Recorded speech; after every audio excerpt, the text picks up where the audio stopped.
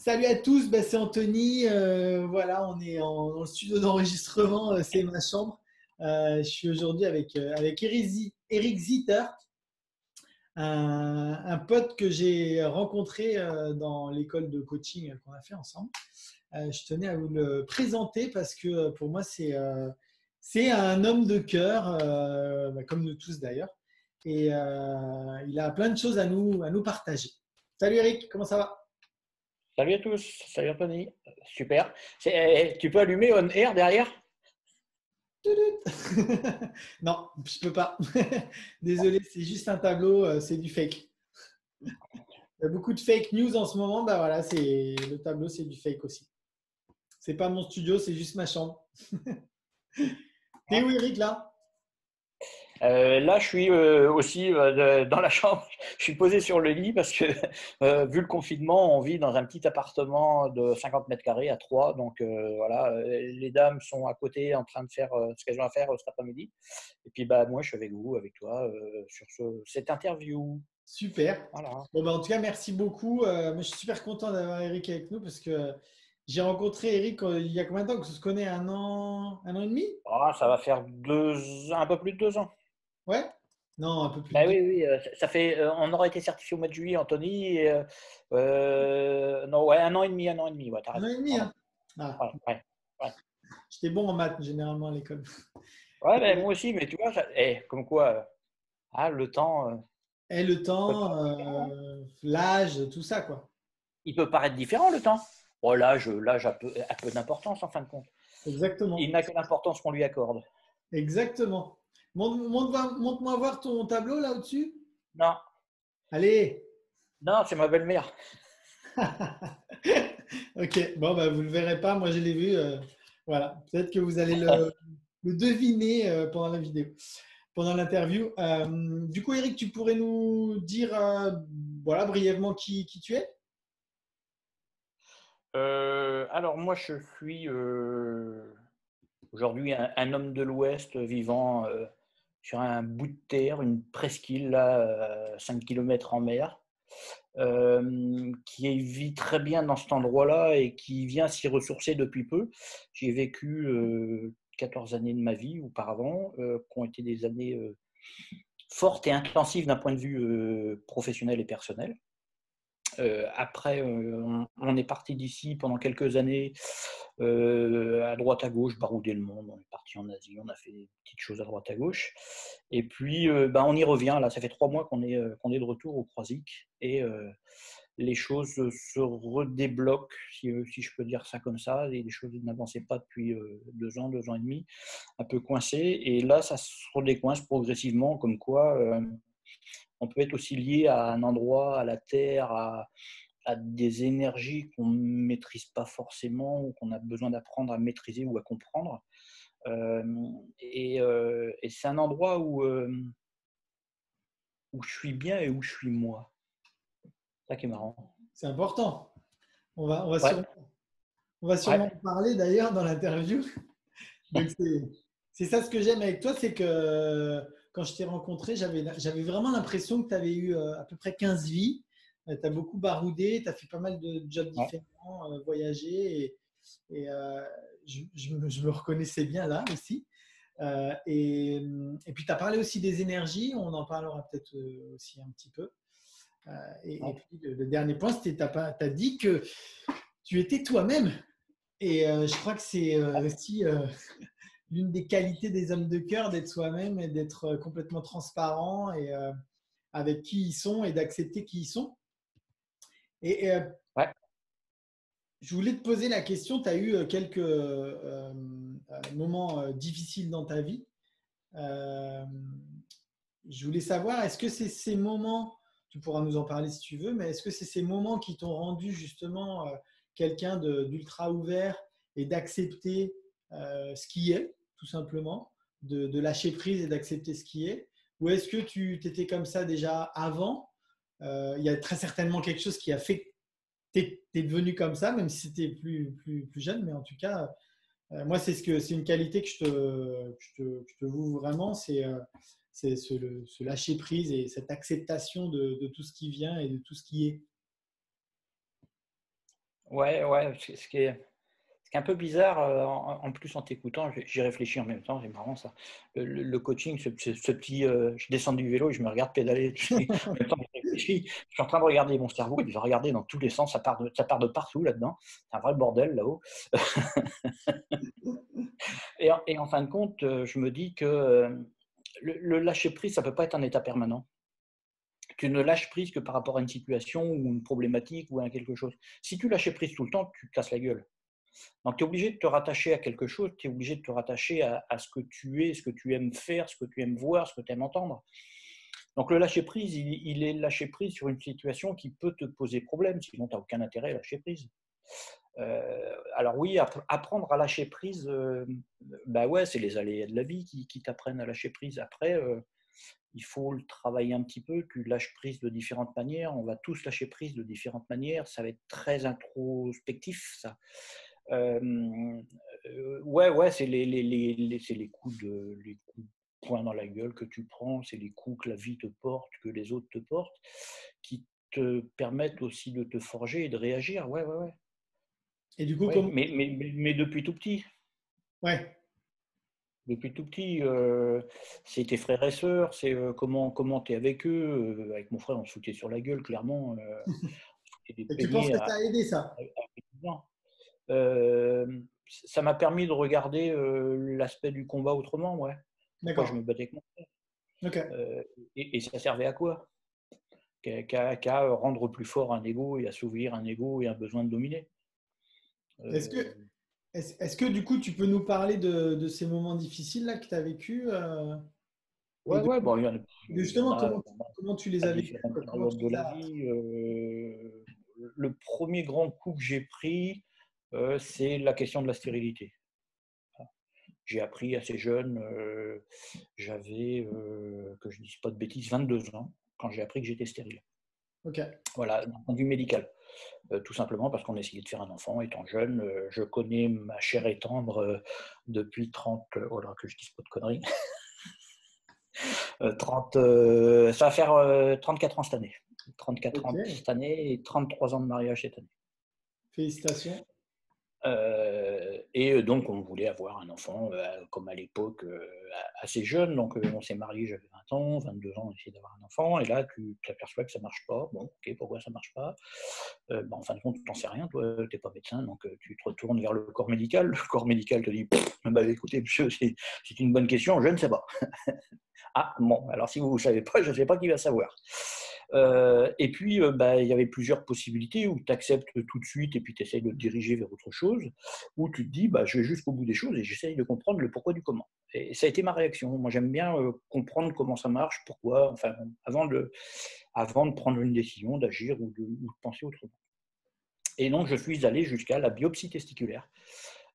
Où tu es dans une chambre à l'époque d'hôpital, tu n'as pas de soins pendant 3 jours parce qu'on ne te considère pas comme malade, mais en même temps tu n'y es pas, et on a oublié de te faire tes pansements et tes soins. On n'oublie pas les garçons que c'est les coucougnettes, hein, l'appareil en bas là. Et puis là, tu prends un peu sur toi quand même. Et puis là, la science ne t'apporte toujours pas de réponse parce qu'il n'y en a pas. À l'époque, il n'y en avait pas, alors je ne sais pas si on m'en apporterait une aujourd'hui, mais à l'époque, il n'y avait pas de réponse à part monsieur, vous avez une azospermie, c'est-à-dire azospermie, ça veut dire pas de spermatozoïdes du tout à 100%. Donc, impossible de procréer, c'est même pas une infime petite chance. D'accord. Et voilà.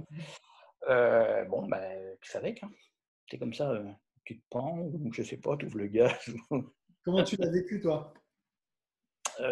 C'est dur hein, quand tu as 20 ans, que tu es en plus à cette époque-là, j'étais footballeur, j'étais sportif de bon niveau, assez orgueilleux. Enfin bon, c'est compliqué, tu prends une bonne claque dans la gueule quand même, hein, tu ne peux pas procréer. Donc, dans l'idée masculine depuis la nuit des temps, tu ne peux pas faire perdurer le nom. Parce qu'il y a cette question-là aussi. Eh oui. C'est comment le nom de famille perdure. Eh Ah, bah oui. ouais.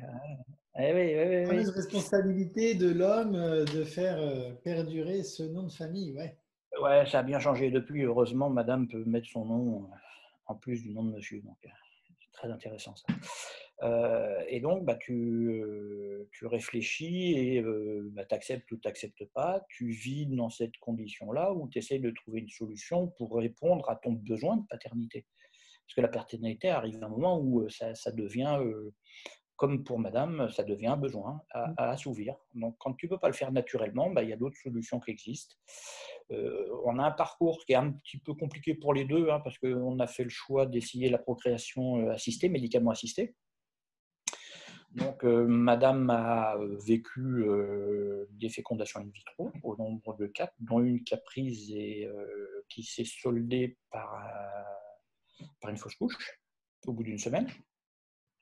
Et donc, on s'est tourné progressivement vers l'adoption. Un jour, un médecin, très gentiment, un jeune médecin me dit « Mais qu'est-ce que tu vas laisser derrière toi, de la pierre ?» Ça te fait réfléchir un peu autrement, tu te dis « Ah ouais, c'est pas con son truc là. » Ouais, des cailloux, ouais.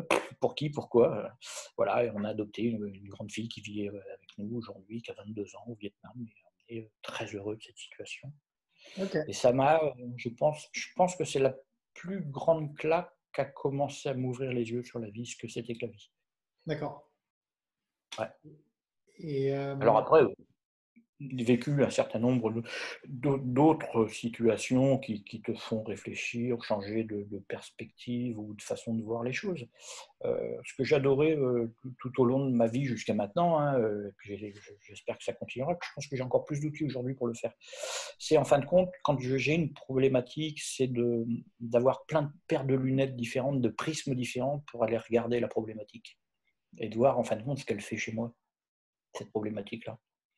En fonction de ce qu'elle fait chez moi, je me dis, tiens, putain, si elle fait ça chez les autres, c'est dur. Hein. Donc ça pique. Par ouais, moment, ça pique un peu, mais c'est normal que ça pique.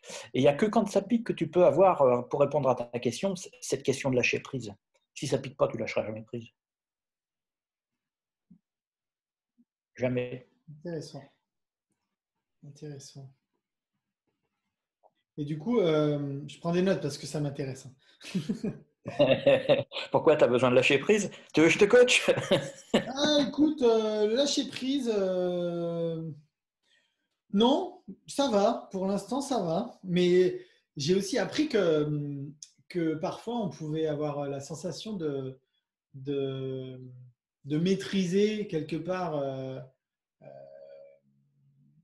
un lâcher prise et qu'au final, il peut y avoir différents contextes qui arrivent dans ta vie qui font que, bah, en fait, non, non, le lâcher prise, il y a un moment donné, tu l'avais, tu réussissais à l'avoir, à le matérialiser, et là, il y a une situation qui fait que, non, c'est plus compliqué. Donc, je pense que ça, c'est ce que j'ai appris ces dernières années, c'est que rien n'est permanent, donc il faut toujours se remettre en question, et c'est pas parce qu'à un moment donné, on était comme si qu'on le sera toute notre vie. Et c'est ça la beauté aussi de la vie, voilà, d'avoir des challenges, du changement. C'est aussi chouette. Mais le changement, ça n'existe pas. De quoi? Le changement n'existe pas et la conduite du changement n'existe pas plus que le changement. Ben non, Il y a 10 secondes, ce n'était pas pareil. Dans 10 secondes, ce ne sera pas pareil. Donc la exactement. question de conduire le changement, d'accompagner le changement, c'est accompagner la vie et l'évolution de la vie. Oui, Il n'y a rien qui change. rien ne change, tout est en permanence. Mais rien Ah, ne... attention, ma connexion est instable, mais c'est un peu normal. Il ne faut pas s'inquiéter, ça va revenir. D'accord. Écoute, je voulais. Qu'est-ce que, euh, qu'est-ce que tu fais, toi, du coup, aujourd'hui, en tant qu'homme de cœur? Oh. Pas grand-chose, en fin de compte. J'essaye de. Enfin, je pense que j'ai compris pas mal de choses dans mes modes de fonctionnement. J'essaye d'être attentif à ne pas blesser volontairement l'autre quand j'ai un échange ou que j'ai des propos que ça pourrait blesser, mais complètement involontairement.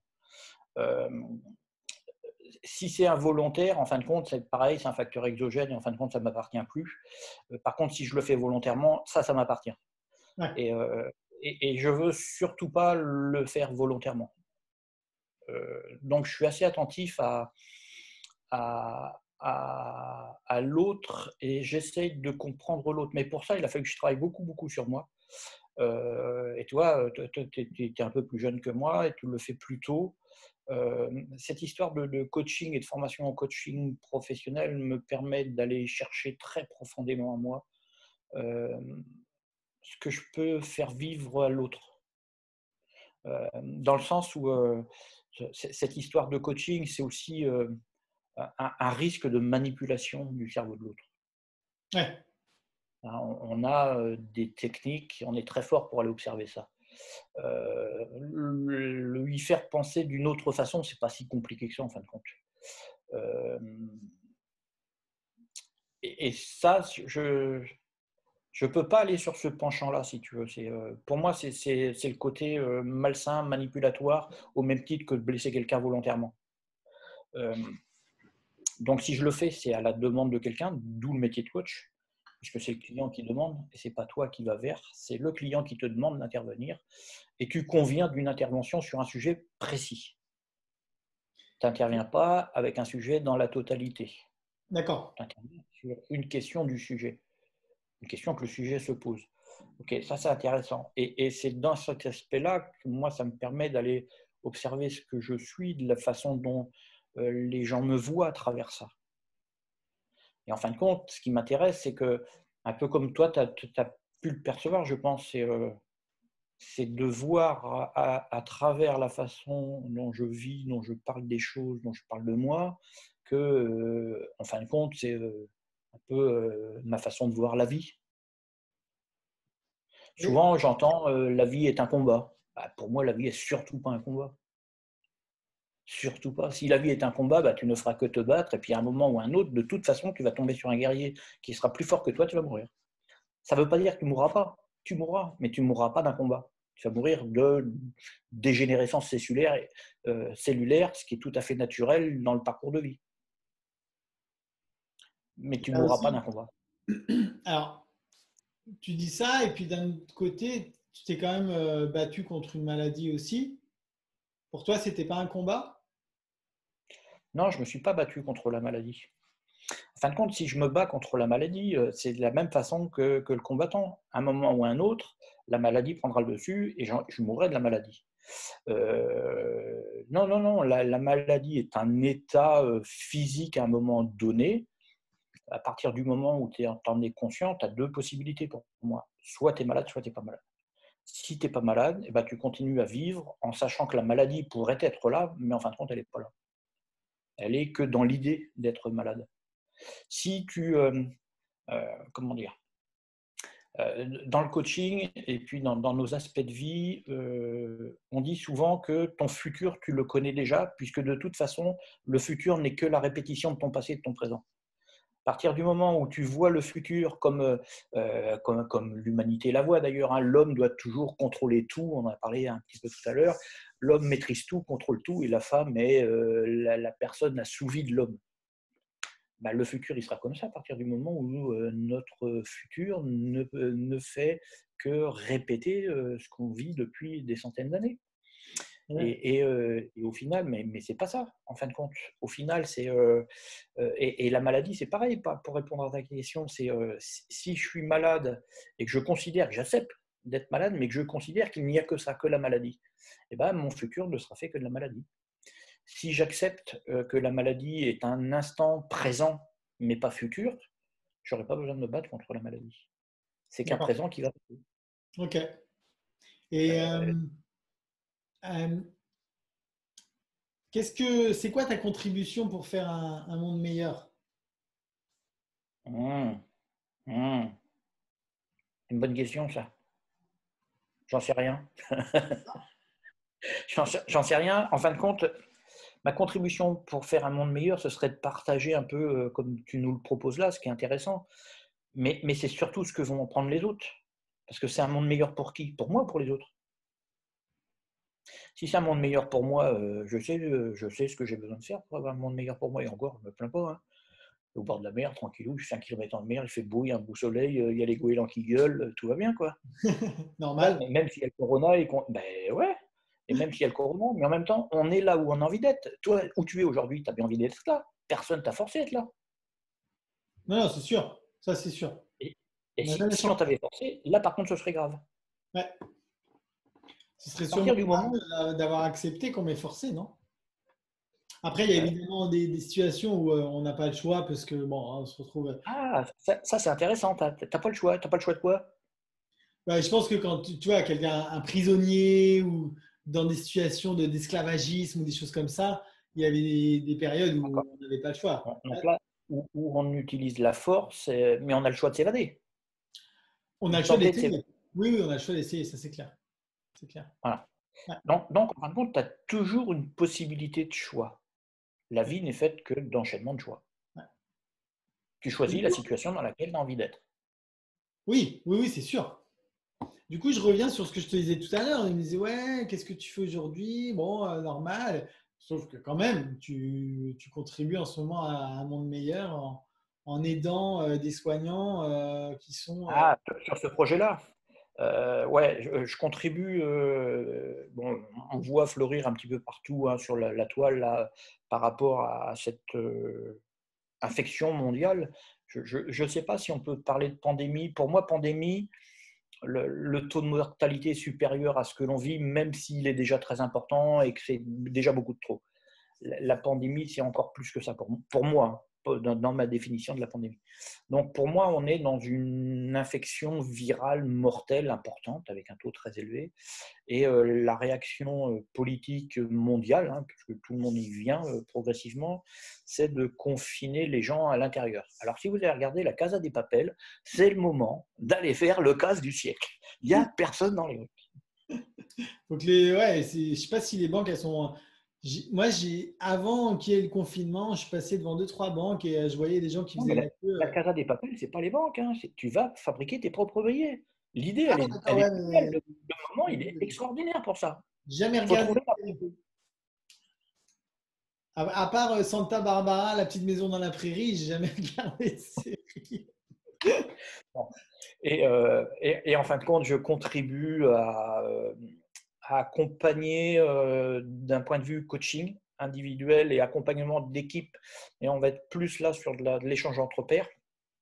On ne va pas parler de coaching d'équipe parce que c'est un terme que je comprends pas trop et que je fais pour faire en fin de compte. Pour moi, le coaching, c'est individuel et les mécanismes de fonctionnement en équipe, ils relèvent un peu d'autre chose. C'est une somme d'individualité dans un collectif. Enfin bon, c'est un peu différent. Le coaching, il vient vraiment toucher ce qu'est la personne en plus profond d'elle-même, mais je ne sais pas comment je pourrais toucher de la même façon plusieurs personnes. C'est pour ça que j'ai du mal, tu vois. Ok, Donc, ouais, j'accompagne, en fin de compte, d'un point de vue coaching individuel, des gens qui sont aujourd'hui dans des situations d'accompagnement sociaux et médico-sociaux. Donc là, on est en train de rédiger un contrat, mais à titre gracieux, hein, pour des EHPAD qui sont, on l'a vu dans les actualités, et c'est pas très loin des actualités d'ailleurs, euh, touchés par un taux de mortalité ou un taux de contamination très très élevé. Et il y a un peu un phénomène de panique des salariés, ce qui peut se comprendre. Hein. Ils sont confrontés à leur propre définition ou leur propre image de la mort et de leur propre mort. Donc ça déjà, c'est difficile à aller regarder. ouais, Et, ça fout un peu la trouille, mais euh, une fois que tu l'as regardé, tu n'en as plus forcément peur. ouais, ouais. Il faut aller le regarder. C'est ça qui fout la trouille. Et ça, c'est typiquement, voilà, c'est ça être un homme de cœur aussi. C'est donner de son temps, donner de son énergie, de ses compétences envers une cause, voilà, qui est noble. Enfin, pour moi, qui est noble et c'est aider son prochain, l'accompagner. Comme tu disais tout à l'heure, j'avais une question pour toi sur est-ce que tu aurais des outils, un outil pratico-pratique ou des outils à partager à nos hommes de cœur, à nous. Tu disais tout à l'heure que tu essayais de faire en sorte de ne pas blesser la personne que tu avais en face. Ça peut être un outil par rapport à ça, mais ça peut être autre chose, évidemment. Est-ce que tu aurais un truc à partager à ces hommes-là qui nous écoutent et qui sont voilà, en questionnement, qui sont des hommes de cœur et ils ont besoin d'outils pour être plus eux-mêmes? Alors, je ne sais pas si on peut l'appeler outil. C'est quelque chose que j'utilise beaucoup, beaucoup en vie de couple en ce moment. Euh, c'est quand je dis quelque chose, je me mets systématiquement en position d'écoute derrière. Ou quand quelqu'un me dit quelque chose, j'intensifie mon niveau d'écoute et ma qualité d'écoute. J'essaye d'être présent pour pouvoir écouter, pas entendre, écouter. Ok. Et quand je dis écouter, c'est à la fois la demande, la question, et à la fois ce que ça véhicule en termes d'émotion. Et ça revient à éviter de blesser l'autre. C'est-à-dire que si je n'ai pas écouté, je pourrais avoir une réponse qui est complètement inappropriée, inadaptée. Et là, je vais obligatoirement blesser l'autre et je vais le faire d'une façon malheureusement volontaire parce que je n'ai pas écouté. D'accord. Ok. Ah, super. Donc, c'est de se rendre disponible. Et ça revient un peu au lâcher-prise de la question de tout à l'heure, mais c'est le lâcher-prise de l'instant T. Du moment ici et maintenant tout de suite. C'est je lâche ce que j'ai pour écouter quelqu'un. D'accord. Ok. Ouais, écoutez, Alors, à la fois hop. quand c'est quelqu'un qui a une demande ou une discussion particulière, et à la fois quand c'est moi qui apporte une réponse ou une question ou un sujet de discussion, une fois que j'ai envoyé ce que j'avais envoyé verbalement, je me mets en position d'écoute. Ok.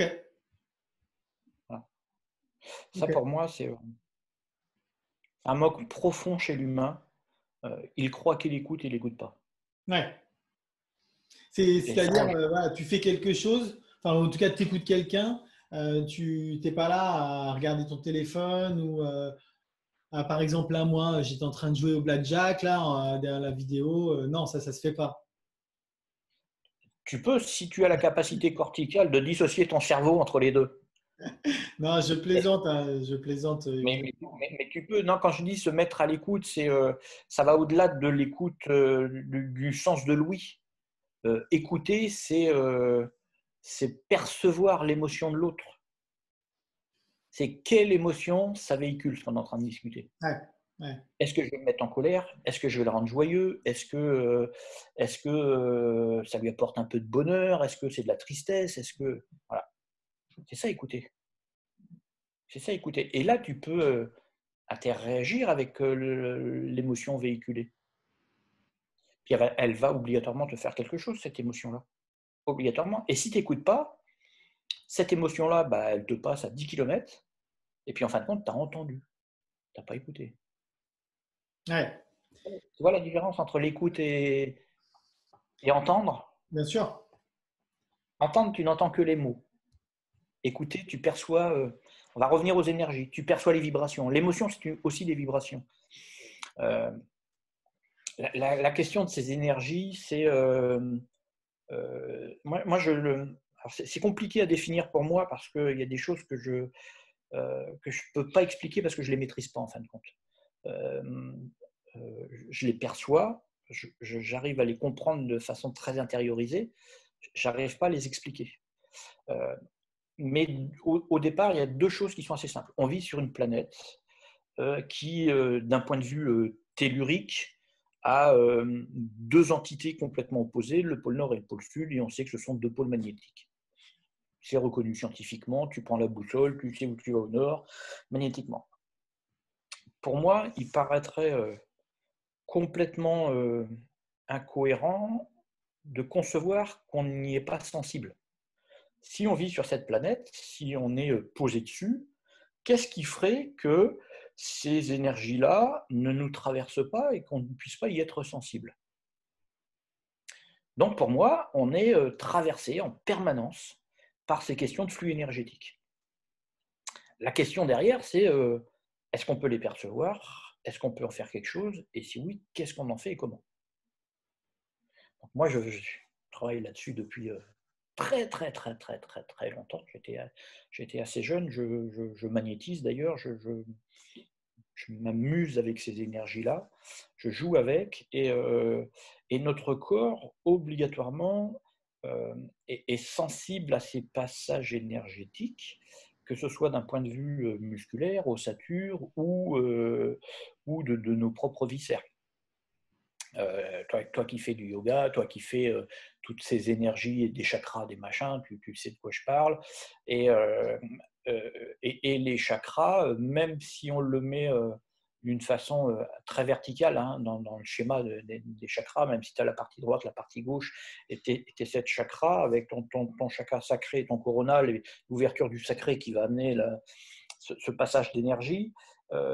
Et en même temps, tout ce que l'on vit intérieurement et tout ce que l'on enfouit dedans, si on imaginait un sac de cailloux à l'intérieur, bah, tu imagines que cette énergie, bah, elle a du mal à passer, ou elle prend une autre direction.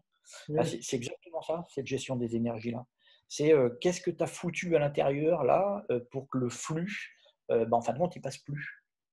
Et du coup, tu nous as partagé là, le fait d'avoir une position d'écoute par rapport quand tu as quelqu'un pour justement euh, pas le blesser, en tout cas écouter la personne telle qu'elle est, avec ses émotions, avec sa demande.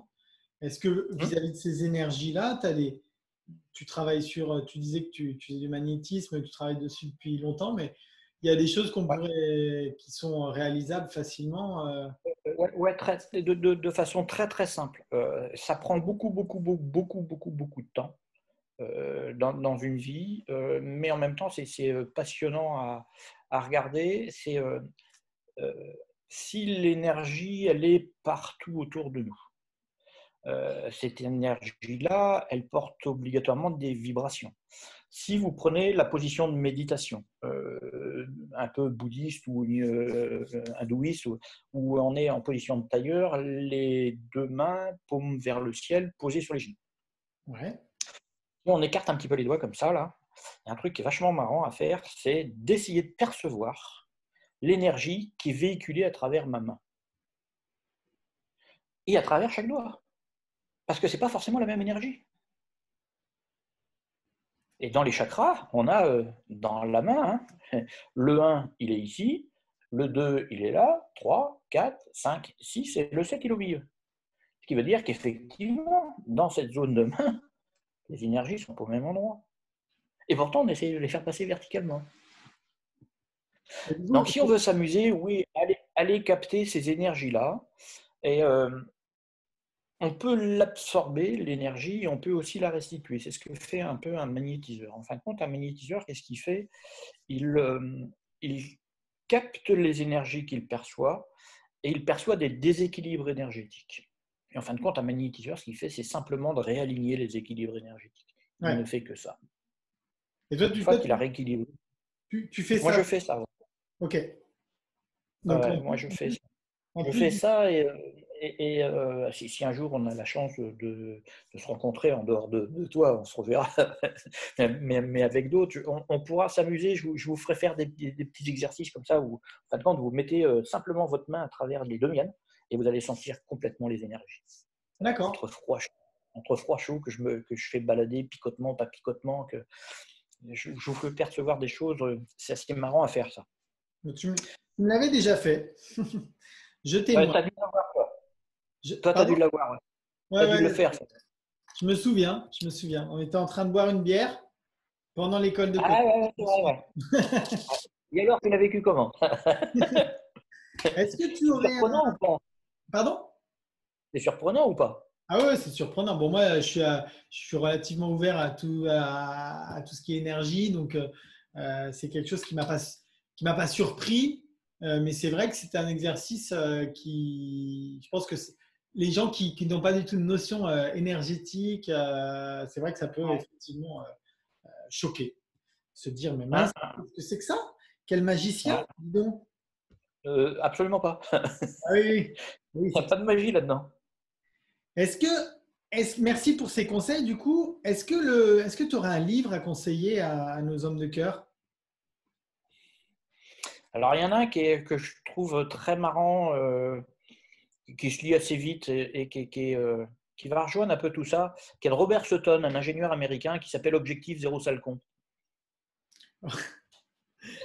Objectif zéro sale. Objectif Zéro Salcon de Robert Sutton. Sutton. Ok, Ouais. je regarderai ça. Je vous le Euh, mettrai. Je vous le mettrai en bas dans la définition, les amis. ouais, parce que celui-là, il est assez marrant. Il est assez marrant parce qu'on pense toujours que c'est toujours l'autre le sale con. Mais moi, je suis le sale con de qui? Et ouais, exactement. C'est clair. Bah ouais. de notre petit spectre, notre perception très individualiste. Moi, je ne peux pas être le sale con de quelqu'un, c'est obligatoirement les autres, les sales cons. Mais si. De mon chien, peut-être. Est-ce Non, que... maintenant, ça te permet de voir les choses autrement. Si tu acceptes d'être le sale con de quelqu'un, bah ok, je suis le sale con de quelqu'un. Oui, bah bien sûr. On ne peut pas plaire à tout Donc, le monde. objectif zéro sale con, commençons par nous-mêmes. Ouais, C'est pas mal, tu vois, comme. c'est pas mal. Tu vois, ça me parle, tu vois. Je pense que je vais aller faire un tour dans une librairie. Bon, en ce moment, pas trop. Je ne suis pas trop pour Amazon, mais bon, voilà. Alors, Euh, c'est compliqué. Après, tu en as un autre qui est un peu plus récent, que je finis, qui est un peu plus compliqué en lecture. Par contre, il va dans l'introspection, c'est l'Empire des croyances. L'Empire des croyances. Ah, mais oui. Ouais, je vois ce que c'est. De qui? Très bonne question. Putain, je suis en train de le lire en ce moment. Je ne sais plus. Il faut regarder. Non, mais de toute façon, Attends, je je vais regarde trouver. en même temps sur Internet. Je vais trouver avec Internet. Internet marche encore, donc c'est bon. C'est ça. Écoute, merci pour ça. J'ai deux questions. La première, c'est Gérald de Bronner. Gérald de Bronner. Ça marche. Bronner, B-R-O-2-N-E-R. C'est un peu plus alors, compliqué à lire. Je ne sais pas si c'est le terme compliqué.